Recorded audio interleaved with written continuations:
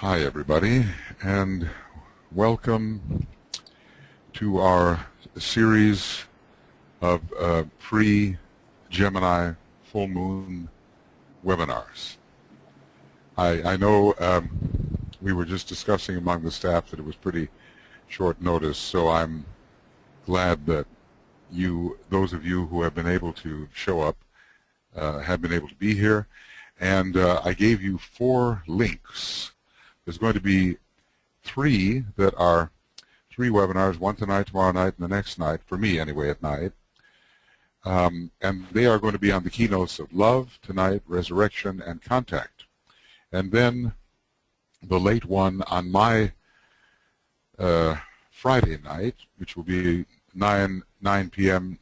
Greenwich Mean Time on Friday evening, that will be the full webinar with the illustrations and the little lecture beforehand. These will be more the attempt to go into meditation quite quickly. Since you will have 4 links, and since different people come at different times, every time you want to register, you will have to press the particular link for that day. This was the link for the 21st, and then if you want to come here tomorrow, you'll have to sign on by pressing the link for the 22nd, and so forth. So here we are in a day of renunciation and attachment, as is the case for the 3 days before the actual full moon. And the keynote of our first day of preparation is confidence, which is an attitude of the etheric physical body, actually, as DK considers it, and the realization that that which we are about to do will really put us in touch with the subjective energies, and that we will be able to utilize these for the welfare of the world. And the keynote that we'll be meditating on tonight, my night, is love. This is a great sign of duality, and actually I've been working now on some programs for the chapter in Gemini. You know, I'm doing these esoteric astrology adventure programs, and I've been for hours now, you know, a number of hours working on Gemini. It's an amazing sign, and he gives us so many of the cosmic relations when discussing Gemini. It is a sign which is causing so many dualistic happenings upon our planet, and it is it induces a state of conflict between the pairs of opposites, between at first our soul and personality. Well, really at first the personality is warring within itself, and then there's a soul personality issue, and then there's a spirit soul issue. But Gemini will always follow that conflict by a type of resolution, a kind of fluid synthesis between the opposites, which are called the contracting poles. They are meant to be brought together. It's a sign which was so active at the time of individualization, along with its opposite, Sagittarius. Gemini, in a way, produces the angelic content of the human being, and Sagittarius the animal content. So it was the unification of the 5th kingdom of nature, you know, the 5th creative hierarchy, the kingdom of souls, and then the higher aspects of the animal kingdom. All of these struggles with duality that we have on this planet of purifying pain, or is it pure? I always get it wrong, but purifying sorrow and releasing pain, or purifying pain and releasing sorrow. One of those two. You get the idea. It's not very pleasant on our planet at some times. All of this is induced by Gemini and by its ordinary ruler Mercury, which is interestingly called the star of conflict. So we have a very difficult situation on the astral plane, to which our planetary logos is responding, because Gemini is supervising his astral integration as well. And the human beings, being part of him, are responding to that division upon the astral plane, which is eventually resolved in the cosmic ethers, you know, the Buddhic plane, Atmic plane, Monadic plane, and Logoic plane. And Gemini has a great deal of rulership over those as well. Well, you know, the World Invocation Day is coming. I think it's going to be on the 24th here. It's wherever we are, it's a time when we want to, in a regular way, repeat this great mantra of power and light, and which is our most effective tool in bringing about the reappearance of the Christ. So if it's at all possible for you, and I'll be mentioning this, try to find a way to regularly say, or at least think, the Great Invocation as often and as regularly as you can on World Invocation Day. You know, every hour would be good, and if it can't be that, then every 2 hours or whatever, and wherever you are, you can at least think it. And this will help bring the hierarchy closer, we are told, and this is a time when the resolution of the conflicts to which humanity is subjected is such a crucial matter. Sometimes when I study Gemini, you know, it has a lot of second ray in it. I sometimes think there's plenty of fourth ray in there too, just like for Mercury. You know how the constellations are. Some certain rays come through certain constellations, and usually he gives us that there are 1 ray, 2 rays, or 3 rays. Well, for Gemini, he only gives 1 ray, the second ray. But whenever that's the case, you have to think that there are some latent rays there that he's not really discussing. And I've wondered whether the fourth ray is not one of them, since the principle of duality is so profound. Well, look, I said I wasn't going to give a lecture, you know. Okay, so at least the illustrations by Francis Donald will be with us in a few days, and the Joffre illustrations and so forth, and then I'll be giving my usual type of lecture. But this is just a little warm-up to the importance of Gemini. You know, it's there at the beginning for humanity so that we can become an intelligent kingdom, a human kingdom. It has so much to do with the human kingdom. And it's there at the end, even at the 7th initiation, when the love wisdom of our solar logos is realized by such an initiate as the Christ or the Buddha. And it's there at the 4th initiation too, and at the 1st and at the 2nd. It's rather pervasive in the whole initiatory process. The most important of the signs on the mutable cross, you know, Gemini, Virgo, Sagittarius, and Pisces, but the most prominent sign on the mutable cross is considered to be Gemini, and the one, in a way, most closely, excuse me, most closely related to humanity. All right, well, that's a little warm-up. I'm glad to see that there are, you know, 20-something of us here, 25 of us here, and that's a goodly group. And let's get into this and start building up our attunement with the Christ and with the Buddha. This is the Christ festival after all, you know, and he stands focusing the aspiration, conscious and unconscious, of all humanity towards Shambhala, where the Buddha will receive it. And there is a solidarity between the Christ and the Buddha at this particular festival, insomuch as the Lord Maitreya, the Christ, recites the Buddha's last sermon and sections of it, and the Great Invocation itself, all by himself. So we want to tune imaginatively into those possibilities and get the feeling of being very close to the Christ and his hierarchy, and as cooperators such as we are, we want to be empowered with the energy of love.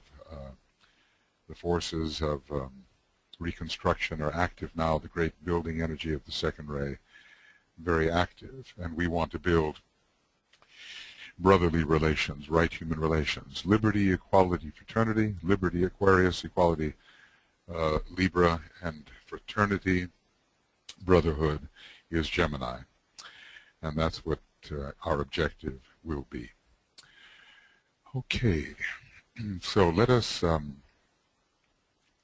find ourselves linked to each other and in a comfortable position so we can meditate for a while here.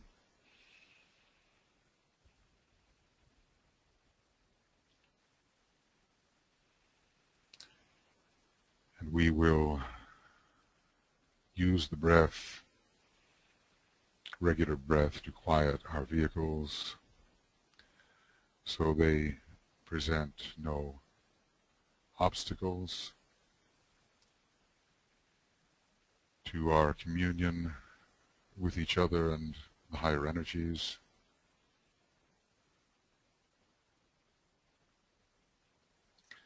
And we begin by realizing ourselves to be the soul in incarnation.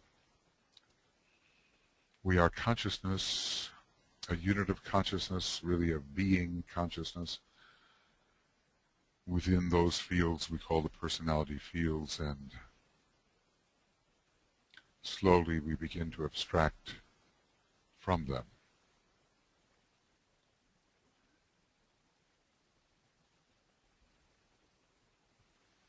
And we disidentify, pulling back from the world of the senses, the physical, etheric field, and pulling back from the field of emotion and feeling and sentiency, and pulling back as a soul in incarnation even from the mind,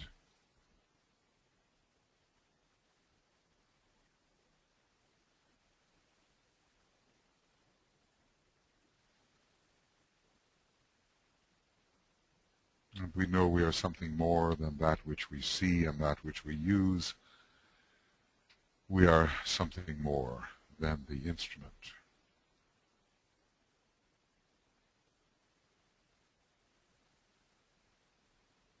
In fact, we find ourselves merging with the field of higher consciousness on the higher mental plane, which of course is right here, right now. And we're merging, all of us, within this field of light, unitive light, and unitive love,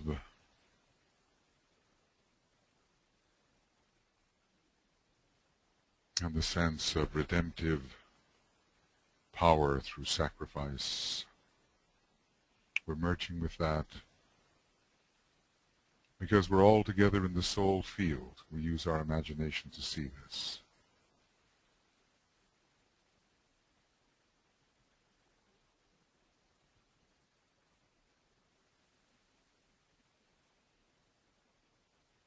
And we begin to feel the synthesis which exists all the time between us and between all human beings on the level of being. We are coming together.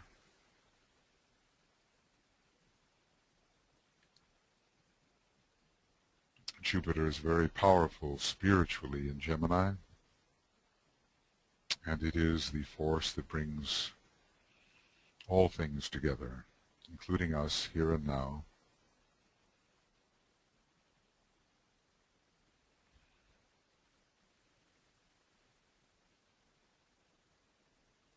We sense each other's presence as souls.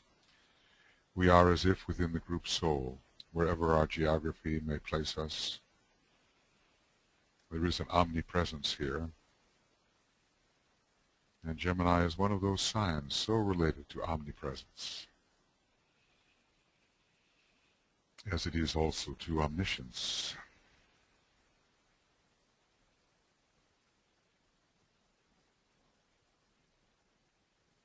So we are present to each other in the group soul.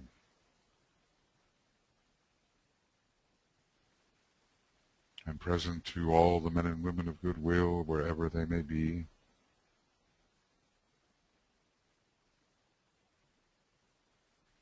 In all the countries of the world.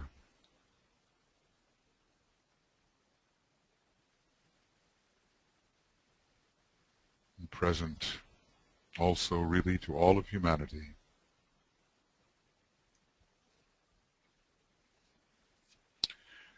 All human souls, whether in the body or out of the body, here or there, we touch them in a way.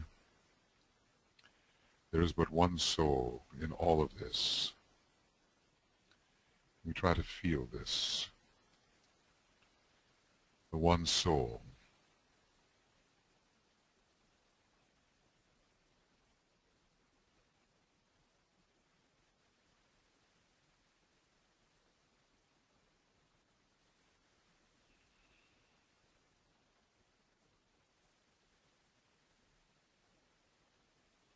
And the mantram that unites us is the second ray mantram. Naught is but me, or naught is but I. I, the greater I, am the only thing that is, pervading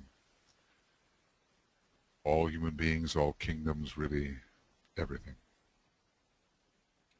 Naught is but this one self.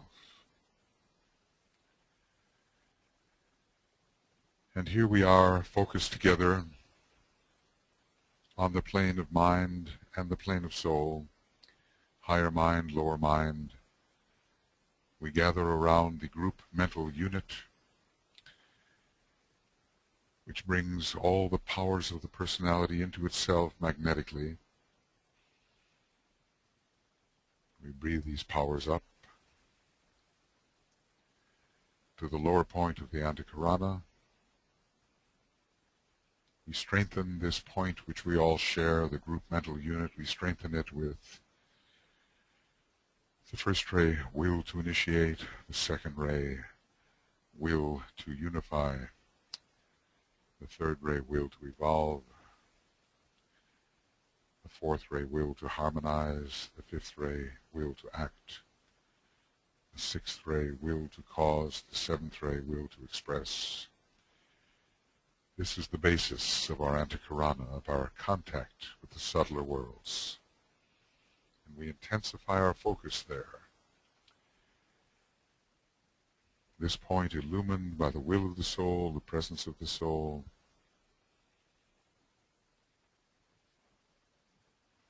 And we visualize the multicolored Antakarana, but for each of us, two colors, that of our soul ray and our personality ray. There are many different colors for the rays, but we can use, as you know, red for ray 1, indigo for ray 2, green for ray 3, yellow for ray 4, orange for ray 5, silvery rose for ray 6, and violet for ray 7. So we take a little time and visualize that twofold Antakarana for each of us. And if we don't know our soul ray or personality ray, we simply use the color indigo.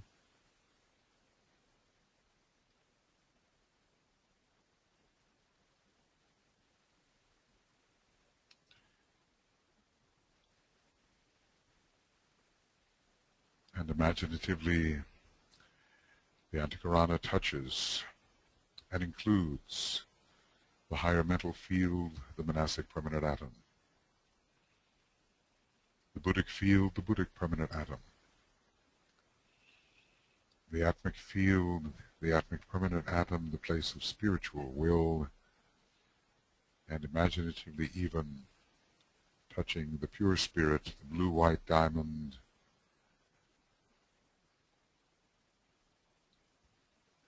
the place of pure being, the monadic level.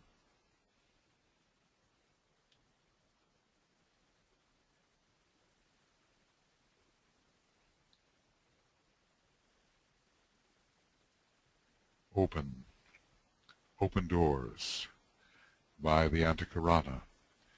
And we visualize the many Antakaranas in the group and all these multiple colors, forming a great rising cone through the higher fields and to the monad, or proceeding inwardly to the center,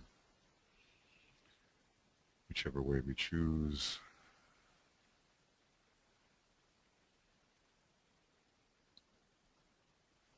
So the highest aspects of ourselves and the personal aspects are aligned, and rapier-like, a beam of white light projected through all of this touching all of this, each of us will project on 3 ohms, and we will use the second ray word of power. I see the greatest light. So as you sound the ohm externally, you think in the projection, I see the greatest light.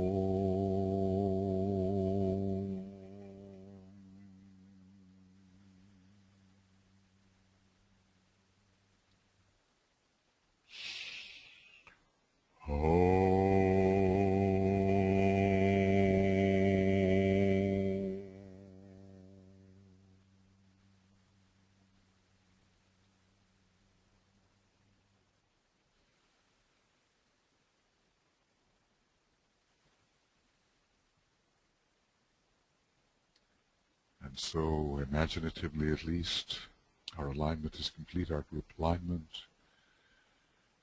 and the sense of will and of love, wisdom, pure reason, planetary mind can all descend via that which we have created, bringing to us the broader impersonal perspective. We use our imaginations together, coming en rapport with these domains of energy which normally we may not access so effectively, but at these times of the full moon approach to and following, the access is greater. We can be channels for the conduit of these energies to our groups and to humanity.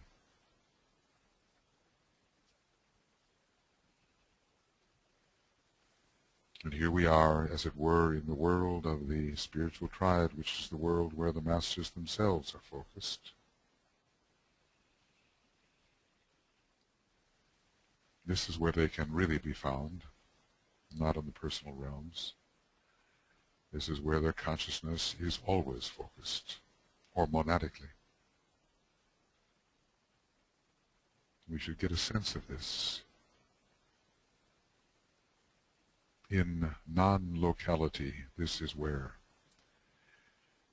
their presence can be found.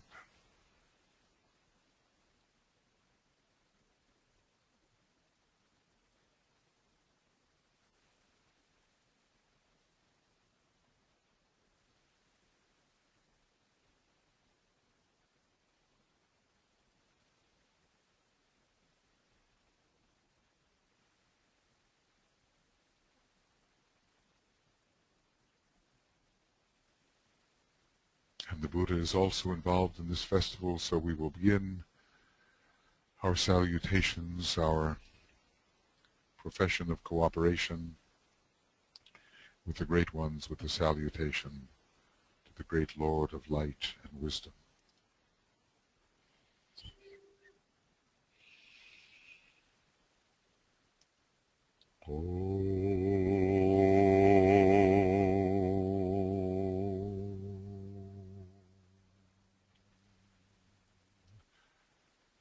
Salutations to the Buddha, the Lord of Light, the Lord of Wisdom.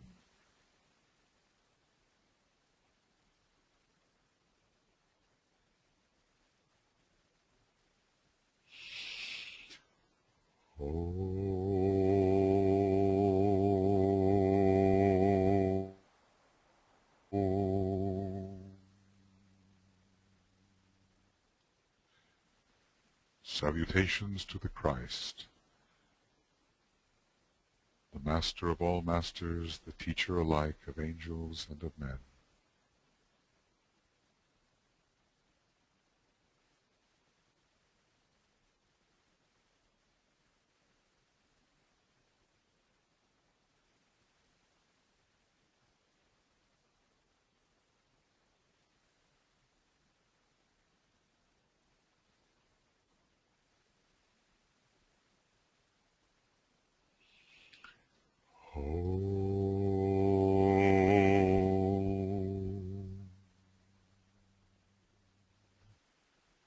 Salutations to the triangle of masters with whom we most closely work.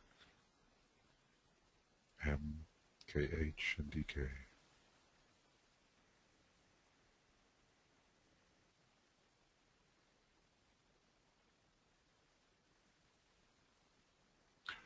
Om.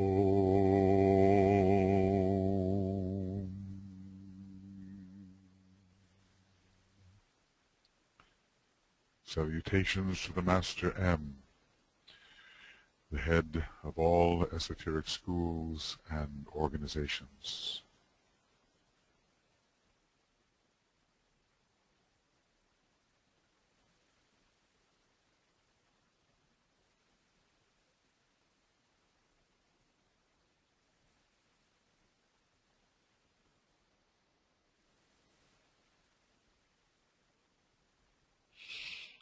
Om.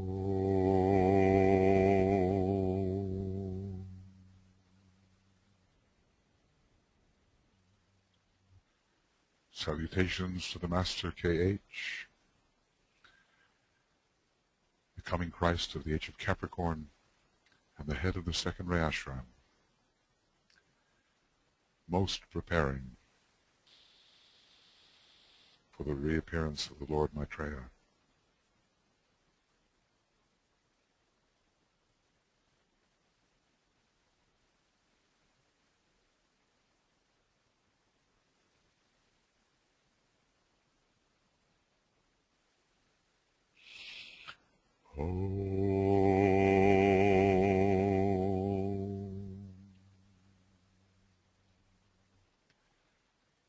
Salutations to the Master DK, who has given us the blue books, who trains aspirants for the first 3 initiations.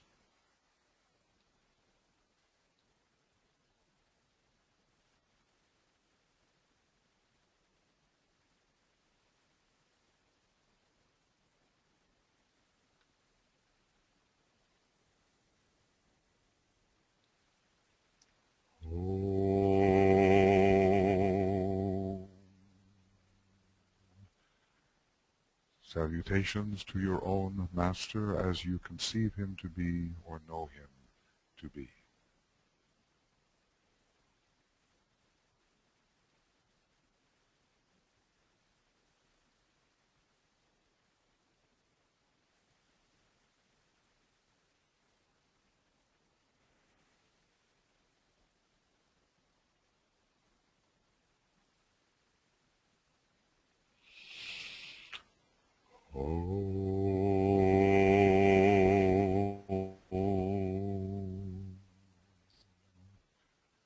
Salutations to the entire Great White Lodge, the entire hierarchy of our planet.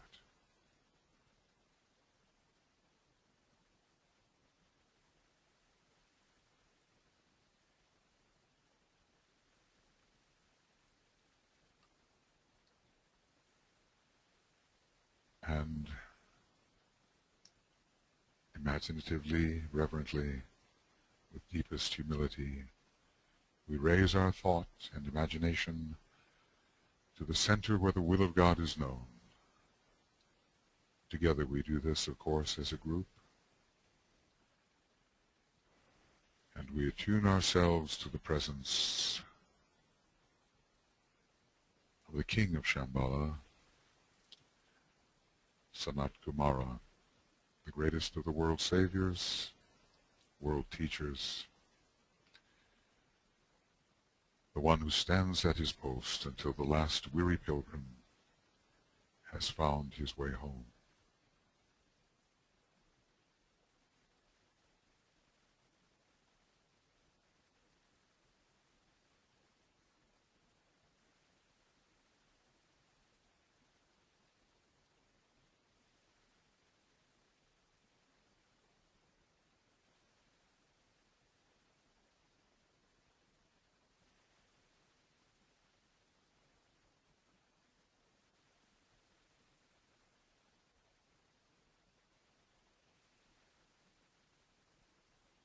And we inwardly, silently sound long Om, without voice, just silently, feeling ourselves and all humanity imbued with as much of his energy as may be possible.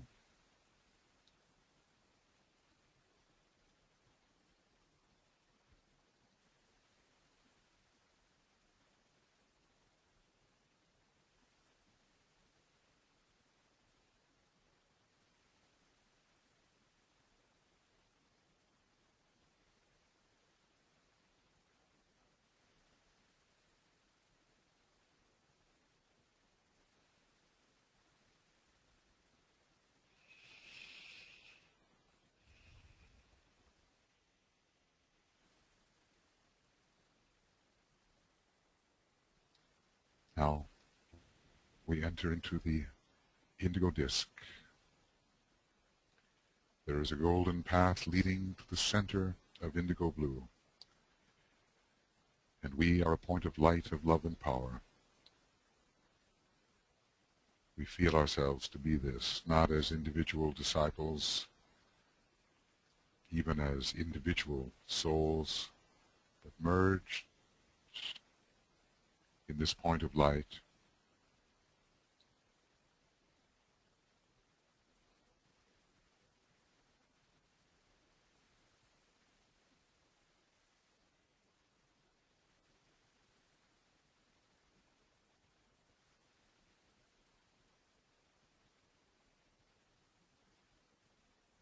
from the disk looms before us, the golden path shortens, and we, moving with the golden path, shortening and shortening, enter into the presence of the indigo blue disk, and here we as if find the supervising consciousness of Master DK,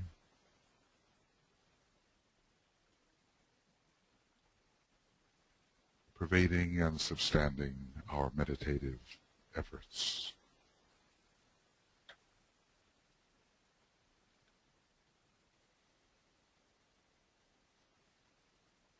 And in his presence we realize that there are energies available to us. We will not so much discuss them all tonight, but the energy of Mercury, giving us the method of bringing the soul and personality into relation. The energy of Venus, drawing the pairs of opposites together into fusion, loving fusion. The energy of the Earth, which is to be made a sacred planet, and demands the expression through form of all that we may contact of the higher inspiration.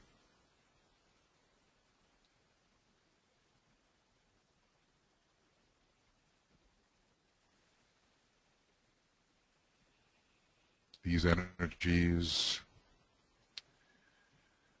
of the fourth and the fifth and the third ray are accessible to us at these times. They condition humanity so powerfully, and our planet, of course.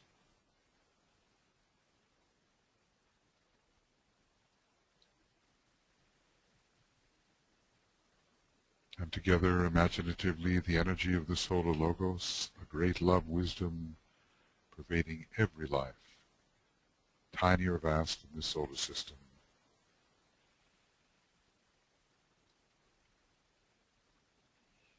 The great heart of love and wisdom,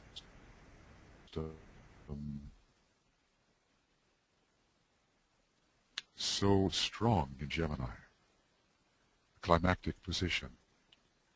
The Solar Logos in relation to Gemini on the logoic plane.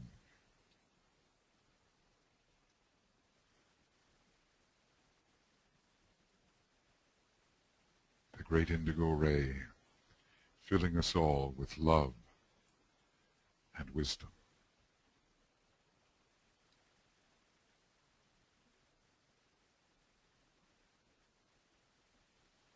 And right relations with all forms of life.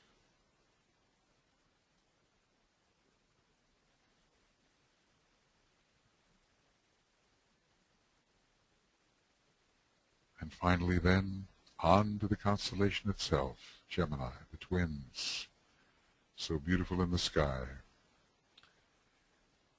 Really a sevenfold constellation in its major parts. Pollux, a single supergiant star. Castor, really three sets of double stars, a six, the one and the six.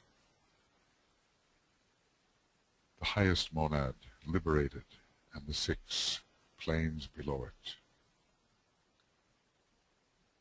The light of interplay between all the opposites.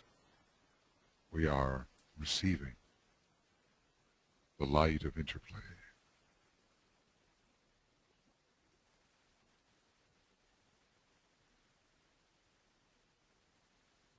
This light that helps us recognize our other self. I recognize my other self, and in the waning of that self, I grow and glow. Meaning our position is taken within the higher of the pairs of opposites with which we are working. So as if within the soul, as if within the triadally inspired soul, I recognize my other self. And in the waning of that self, I, the soul, grow and glow.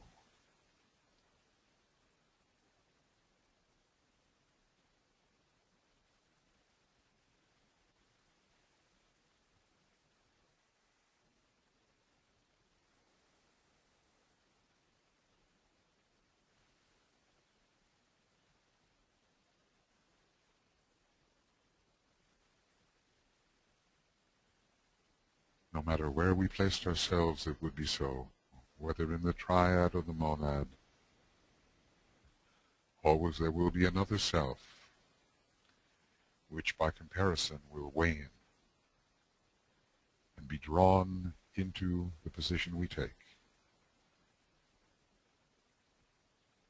as if the whole personality of humanity can be drawn into the human soul and the opposites fused, as if microcosmically our entire personality can be uplifted and drawn into the true soul identification which we are now imaginatively feeling.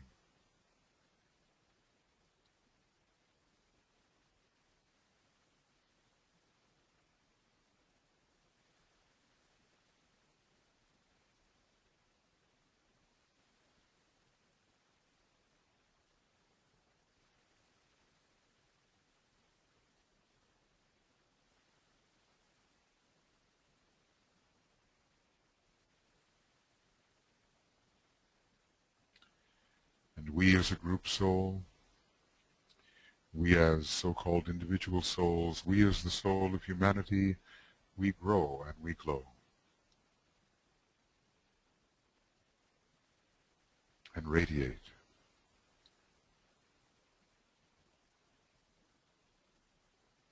And all that we identified ourselves with earlier is seen merely as the instrument waning in its apparent separativeness,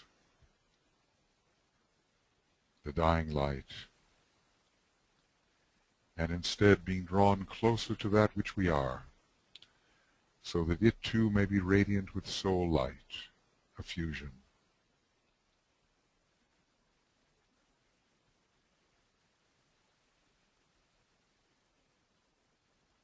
An antakarana in which the lower disappears into the higher.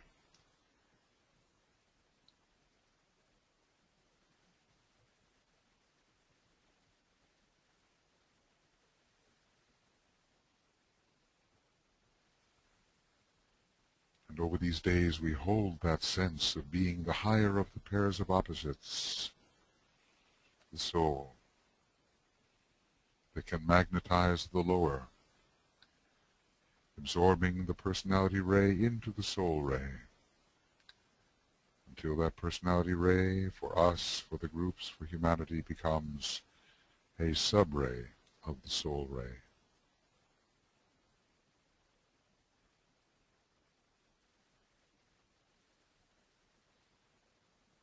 I recognize my other self, and in the waning of that self, I, the true soul, grow and glow. And in that sense of being centered truly in the soul, as if on the higher mental plane, fed by triadal and even monadic energies, we focus our meditative attention on the Christ and the Buddha, realizing their brotherhood as they represent the West and the East, and the spiritual union of these two hemispheres, the Lord of Light and Wisdom and the Lord of Love, two as one.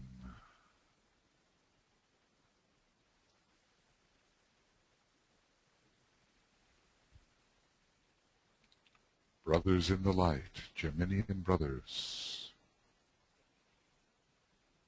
even to pass before the Lord of the world, before the planetary logos, at a future time near the end of the Aquarian age, and to move on together to higher spheres, two as one.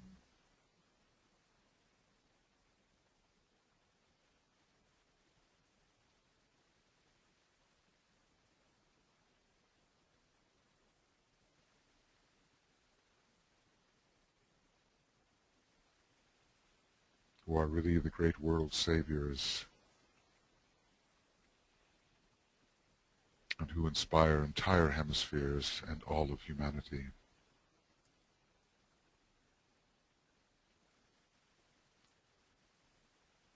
We're told that the Christ, on the day of the full moon, he preaches the last sermon of the Buddha before the assembled hierarchy,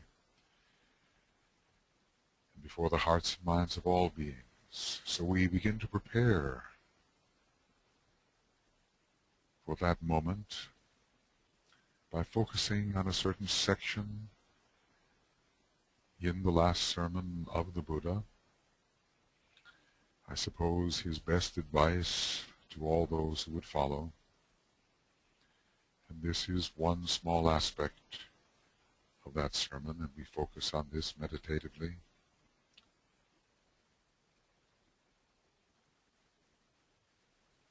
Herein, O Ananda, let a brother, as he dwells in the body, so regard the body that he, being strenuous, thoughtful, and mindful, may, whilst in the world, overcome the grief which arises from the body's cravings.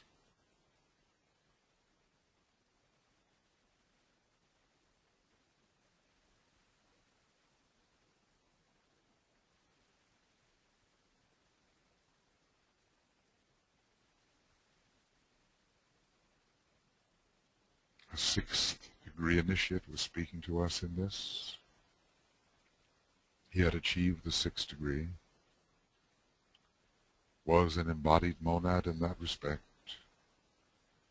Herein, O Ananda, let a brother, as he dwells in the body, so regard the body, that he, being strenuous, thoughtful, and mindful, may, whilst in the world, overcome the grief which arises from the body's cravings.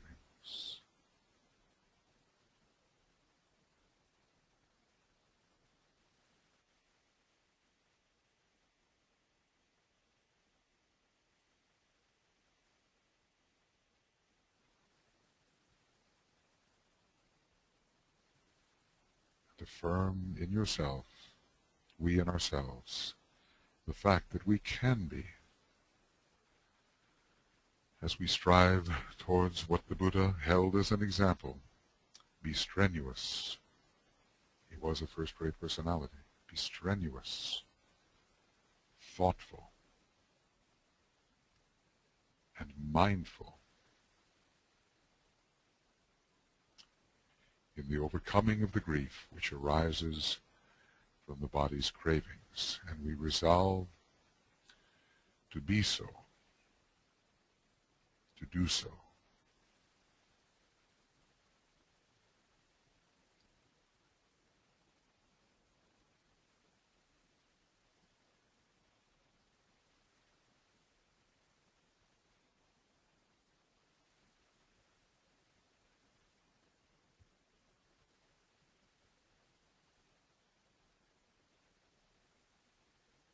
Because for so many, even the dense physical body is a great obstacle, even for disciples.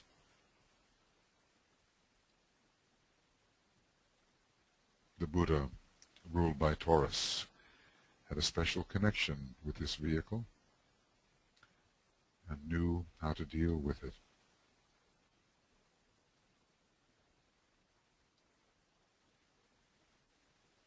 In the greatest light of the cosmic mental plane which touched him.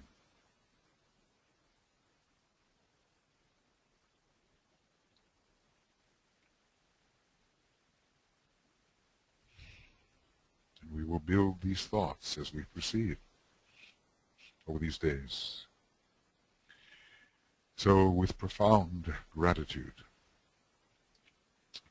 to the Buddha for all he has done to illumine humanity, astrally conditioned humanity, bringing illumination to them, to us. We now refocus our attention on the Lord Maitreya, the Christ, who will stand as the representative at this festival of goodwill, this Christ festival, before the hierarchy and before Shambhala, focusing our aspiration towards the place of response, so that the great love of Shambhala may flow. And with utmost heartful attentiveness, the utmost of which we are capable, we listen inwardly and exercise in imagination. We listen inwardly, and we hear the Christ sounding the Great Invocation in his voice, no one else. And we allow a period of the silent absorption of his imagined sounding, and hear the words. We attend to the imaginative sounding of the Great Invocation by the Christ.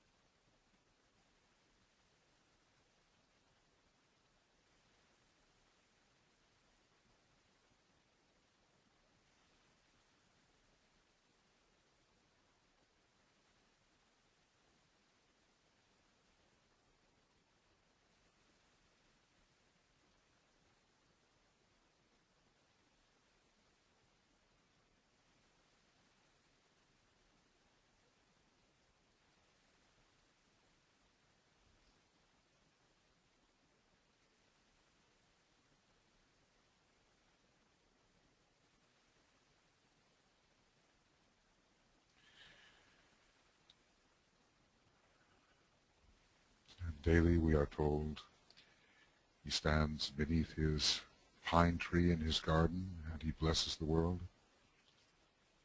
and he sounds the Great Invocation on a daily basis, in whatever language that may be. For our invocation has been translated into English, but we know that in the original it would be more the ideographic language, Senzar, or something deeply living.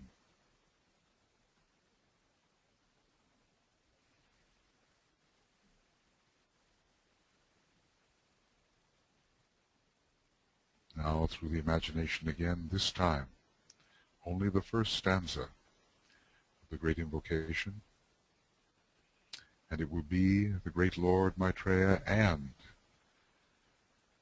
the resounding sounding of the entire spiritual hierarchy of our planet. The words are before you. We imagine this, the Christ with his hierarchy, sounding on this first day of preparation, the first stanza.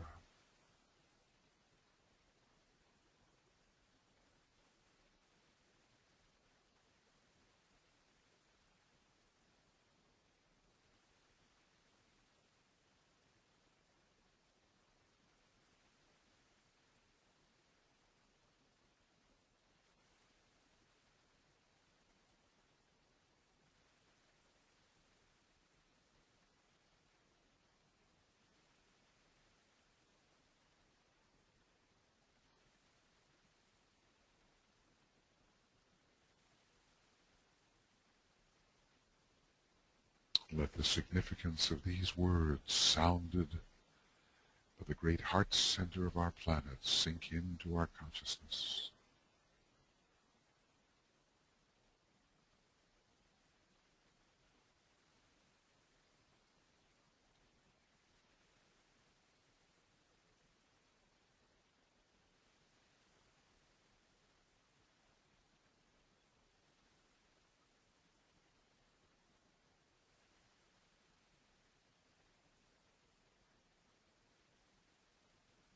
And through this day, we carry the sense of the growing light, the first stanza, the illumined humanity. Imagine the illumination of humanity in the planet.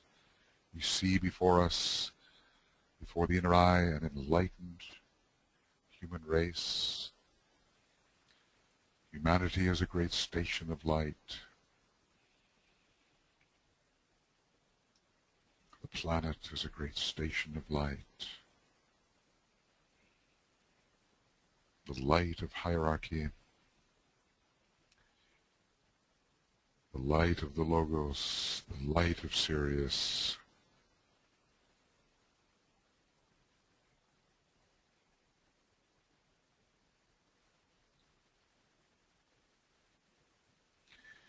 And so we intensify that light, we add our modicum of light to the growing light. But on each of the 3 days before the day of the Gemini full moon, the Christ and his hierarchy are said to emphasize a distinct keynote. And so, in imagined concert with the Christ and with his spiritual hierarchy, we will now together in our group unity, as if one group soul, we will contemplate the first keynote described by Master DK as follows. We will contemplate together the keynote of love in its hierarchical sense, free from sentiment,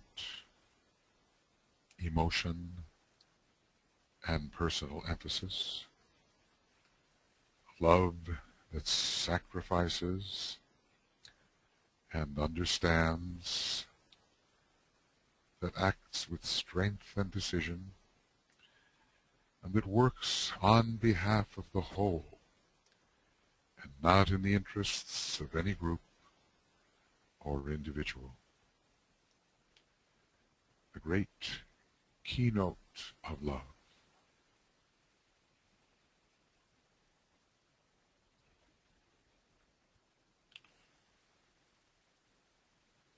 And in our contact with the Christ, even if imaginative, and with the elder brothers, we should feel something of this, experience something of this, free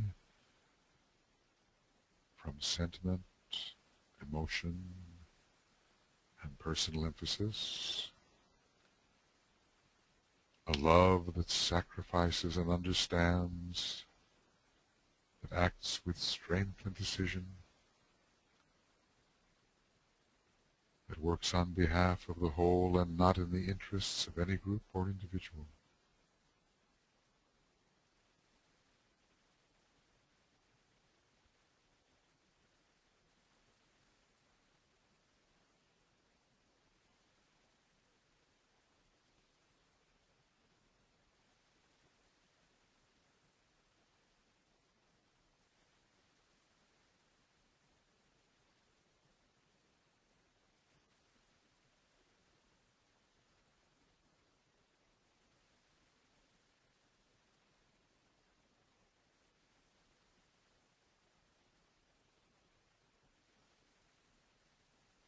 The high point of love is reached in Gemini. The seventh degree initiate experiences this high point of love. It happened most recently in 1943, we're told.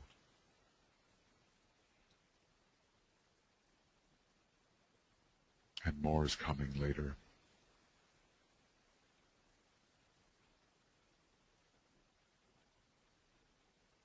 Great planetary love, the love of the soul of our planet, the secondary soul of our planet. And so we envision this type of love growing in ourselves and in all human beings, and we imagine how we may apply this type of hierarchical love in our individual groups, individual lives, our groups, our nation, humanity. We see the love growing.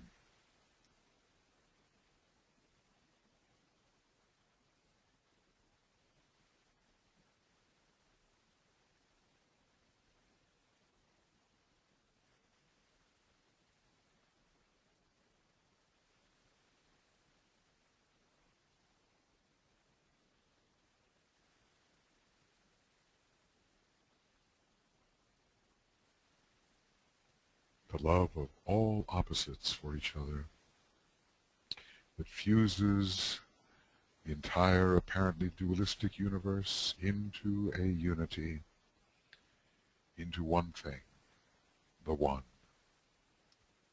That type of love.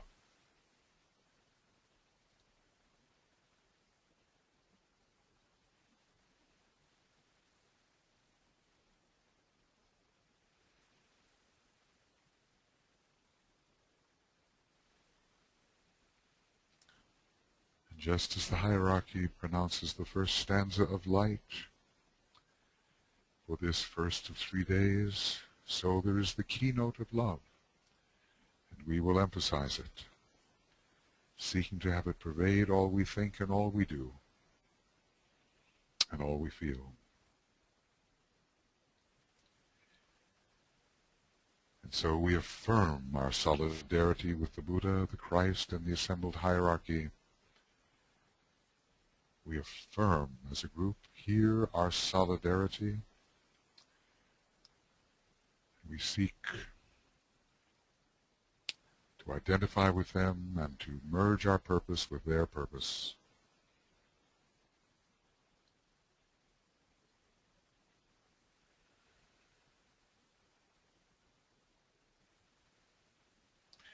Their mighty purpose, which is to carry out the plan of the purpose of the Lord of the world, planetary logos, ultimately the solar logos, we affirm our solidarity with this intent. And we imaginatively merge with them and bless the world in silence.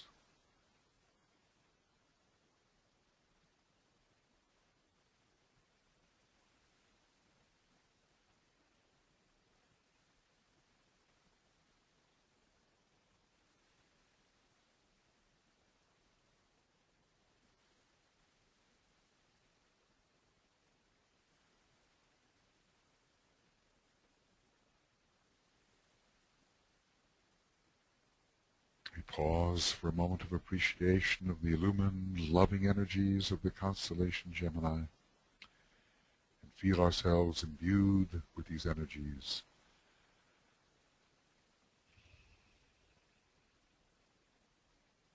And growing in strength as the full moon slowly approaches.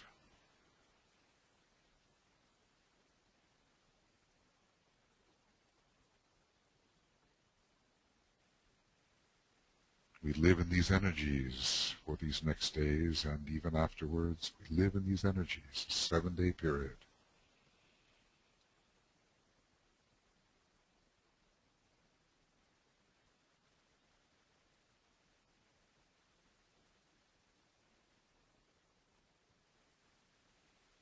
In the dual energies of love and wisdom, and especially emphasizing the keynote of love now, hierarchical love. We try to understand, we try to embody. As a group, we try to express. And so, as if in union with the Lord Maitreya, the hierarchy, and all disciples in the world, and keeping in mind the great Lord Buddha, wherever we are, we can sound with our voice the Great Invocation, first stanza, sensing the redemptive union of light and love. And, of course, keep yourself on self-mute as we do this. I will sound it, and you can, in your homes and where you are, sound it along with me.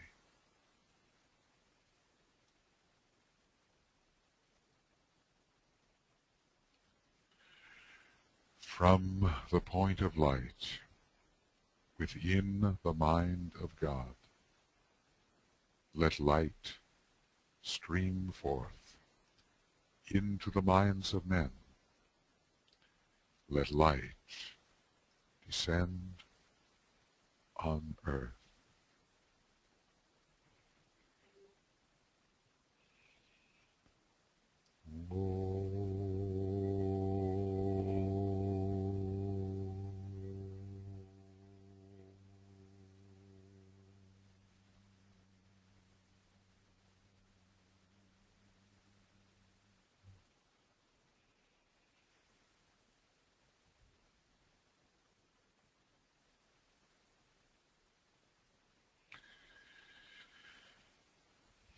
Friends, do all you can to sustain the growing energies. This video will be sent to you as soon as we can arrange, and you will have the words, if you need to refer to them, of a section of the Buddha's last sermon, and the keynote. You can also look that up in Discipleship in the New Age, Volume 2. The actual full moon will be at 4:24 and 55 seconds a.m. Greenwich Mean Time. This is the Finland chart. But really near 4:30 in the morning, Greenwich Mean Time. So let's sustain our point of tension. You can feel the energies, they're very strong. and the great power of love can be released over all. And the opposites can come together, and fire by friction can display as solar fire, and we can be involved in the reconstruction of the world with the forces of reconstruction released at this time. So thank you very much for being with us. Tomorrow night, same time, we will, well, at least my night, we will continue. The keynote will be Resurrection. We will work on the second stanza of the Great Invocation. So